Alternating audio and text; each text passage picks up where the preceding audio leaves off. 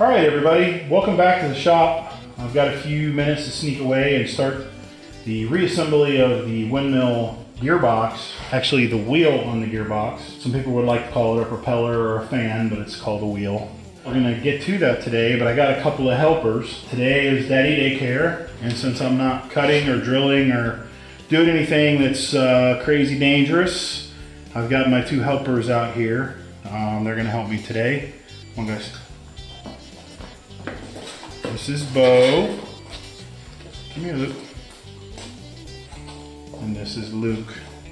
And these are two of my boys, and they help me in the shop whenever they can. So they're gonna help me today. What we're doing here is we're gonna thread the spokes on the hub, and then we're gonna start putting the sails on, or actually we're gonna put the sails on as we thread the spokes. The spokes, I blasted them up and I painted them with some coal galvanizing compound. You know, it's not the greatest stuff in the world, but it definitely is a lot better than just paint. It does give a little bit of a galvanic effect to help cut back on the rust. So what we're gonna do is thread these into here all the way around. There's an inner hub and an outer hub. I want to put some anti-seize compound on these threads so that if we ever have to take them out again, they're not locked up. So let me grab that. So we've got here is a little bit of anti-seize compound. Doesn't take much, a little bit goes a long way. We're going to thread them into the hub. Hey bud, you want to grab me another spoke, please? Thanks, buddy. I wanted to mention to you guys how I got this set up today. This is a stand from when I built from when I originally bought this windmill, brought it here to the shop and started tearing it down. I've had it out behind the shop. It's just a temporary thing. As soon as we're done with this, I'm gonna hack it up into pieces and put it back in the pile. Well, I have a ratchet strap that's tied around the trusses up above. Now this ratchet strap's not under any real tension. All it is kind of a safety thing so that it can't fall over. Come here, Luke. Thank you, buddy. Both hand me a spoke.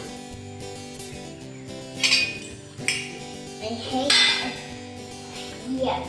Yuck.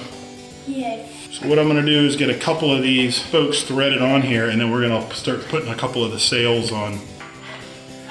This section fits up in here just like this and bolts in. And the next section bolts on top of that section all the way around the mill. So I need to clock these. I'm going to get a wrench and clock these a little bit.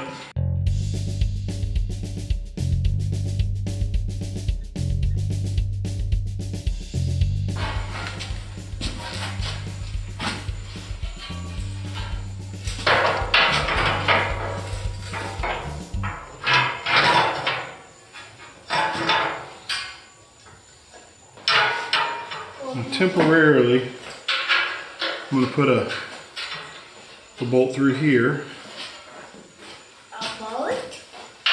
and a nut here for safety.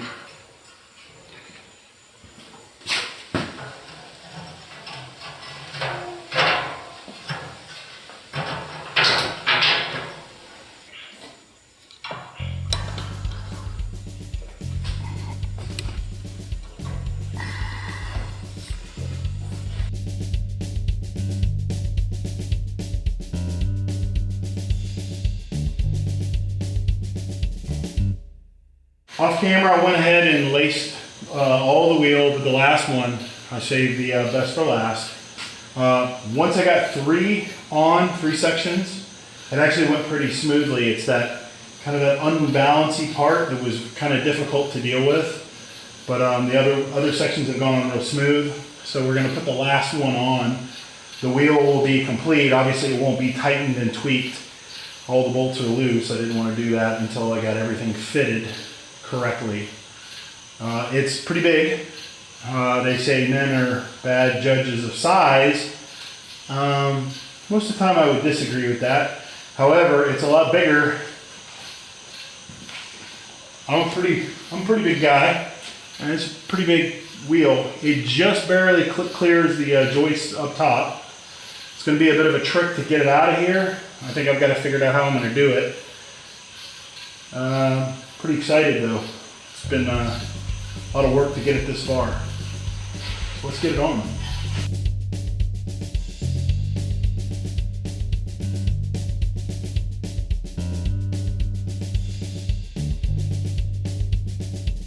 What I'm doing here is looking to see if it fits in the right pattern. One side of the wheel always overlaps the other side of the wheel. So this piece is on top here, this piece is on the bottom.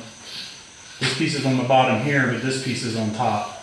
And I wanted to make sure I was following the same pattern. And I am. It's just probably gonna fight me. Being the last one, the last section to put on there is probably just gonna be tough.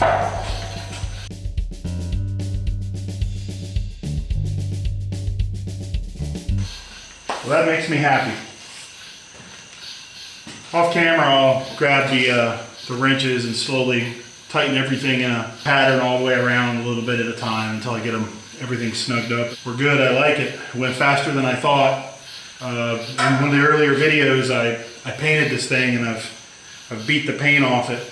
So I'll probably be getting a paintbrush. My OCD is kicking in and that's been bugging me, so we'll probably touch this back up. Not that you can see it from 40 feet away, but I know it's there. What we have right now is the tail vane off the windmill. And one thing that Aermotor is known for is this classic Aermotor design, the stencil that's on here. This particular one, as far as I know, dates to 1940. It's never been repainted.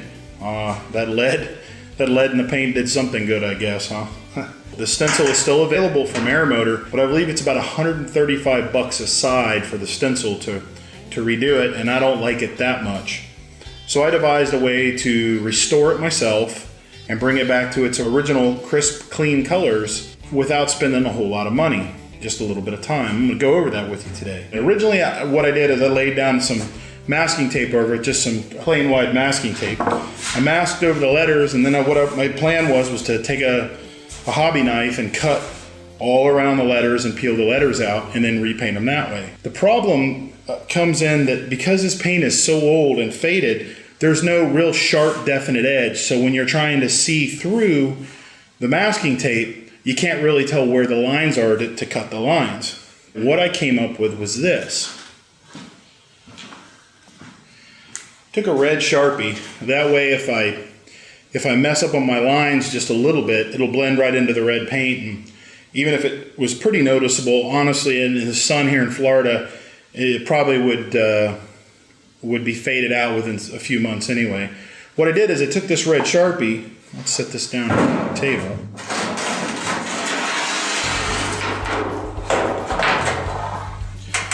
And I traced out every single one of the straight lines.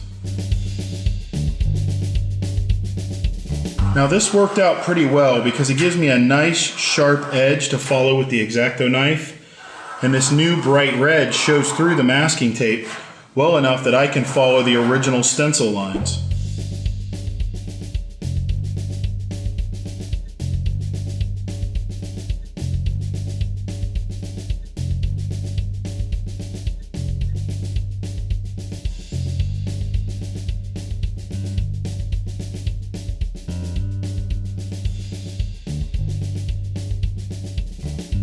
Alright, welcome back. We've got all the stenciling cut out, ready to throw some paint on here. This will be the same red paint that we used for the rest of the windmill project. It's just a leftover Rust-Oleum red.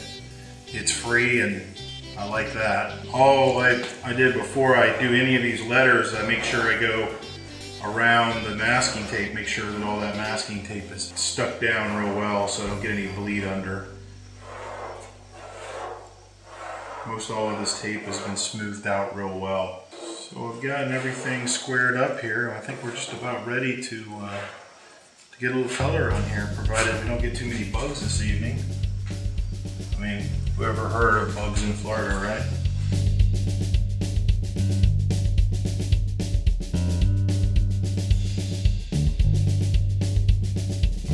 So what we're going to do here is peel some tape back. The paint is just sticky enough that you can touch it and it just barely sticks to your hand, so I feel like this is a good time to get the tape off. So let's go see what we got.